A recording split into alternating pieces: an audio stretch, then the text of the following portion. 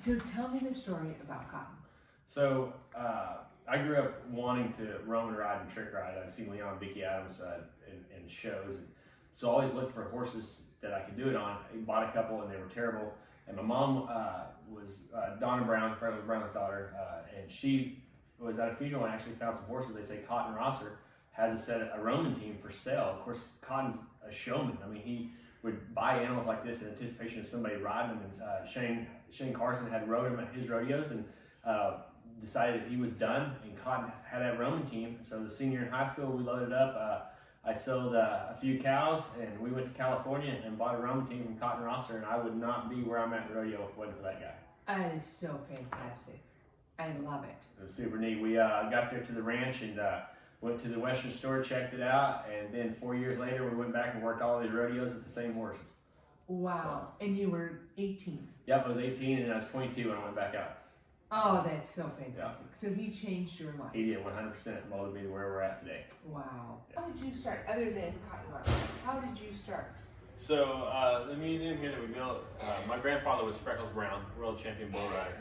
So we've got all of his, I guess, memorabilia, world saddle, world buckle, and everything from bareback riding riggings to bull ropes and everything. And so I saw these trick riders would come in and visit with him because everybody knew him and they would stay. And I got my first trick riding lesson when I was 6 years old from Bonnie Williams, Corrine Williams, who used to ride broncs with Cotton. Cotton's told stories about bucking Corrine off at the rodeos. And so yeah, I just kind of seen it and I was like, that's what I want to do. And I tried riding bulls and realized I wasn't tough enough. And you can get a check every time if you trick ride. So that's kind of how I got into it. So, yeah. And I see there you have an Eagle Scout. Yep. You're an Eagle Scout. I was an Eagle Scout, and gosh, it was one of them deals. I think I got my project done about 3 days before my birthday. Nothing like putting it off to the last minute. But yeah, I was an Eagle Scout, and we produced a Wild West show. That's what the headdress and the garments are from. We've done a Wild West show in Oklahoma City for 17 years, and then my Coors Band Can Act of the Year buckles and all my NFR buckles there, and just kind of. The museum kind of is a place that we can store it all, be displayed, and yet be out of the way. And the trick riding saddle, what's the story on the trick riding saddle? So that's an old Griffith trick riding saddle that I didn't realize looked that bad. And the tree in it is completely broke. And I trick rode on it for years until one day I went to go, and I felt it like move big time. And my wife was like, "Would you let your daughter trick ride that?" I was like, "No way." She's like, "All right, time to get a new one." And I didn't realize how bad it looked till I put it in here. I was performing in that thing. So, yeah, that old saddle. When you're flying by at great speeds, nobody can tell. We call it the running horse effect. Yeah. Oh, that's fantastic.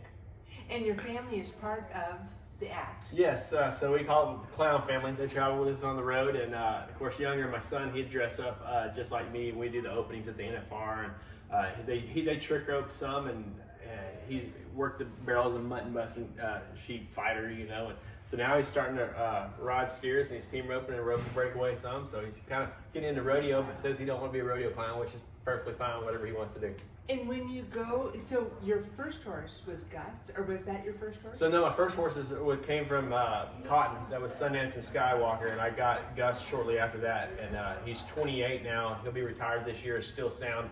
Trick rode on him for years. He's one of them horses that pees on command, which you don't see any other horses do that. And then he kicks on command. He does all these different tricks. And he was just that solid trick riding horse that no matter what the arena was, you didn't have to show the arena to him. He could just go in and he'd run perfect runs for you every time.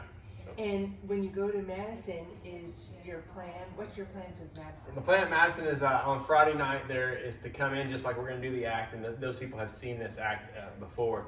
We're going to come in, we're going to do that first lap or two, and then we're going to stop, and then I'll step off the horse, loosen him up, we're going to retire him there, and then Charlie, who's our 8-year-old little monkey, she's going to jump on him and make one lap, and then we're going to let the crowd know that the horse is done with rodeo and is at the ranch, and it's going to be her horse. Oh, I'm going to cry right now. Oh, good. Yeah. There won't be a dry eye in place. I hope not. It'll be definitely emotional for us because that horse is one of the reasons where we're at. He truly was a showman, and Keith Isley has started that trick riding act and let us do it, and so for 20 plus years we've been doing that act and won Act of the Year with it numerous times. Oh, looking forward to it. Thanks. Me too. It'll be fun.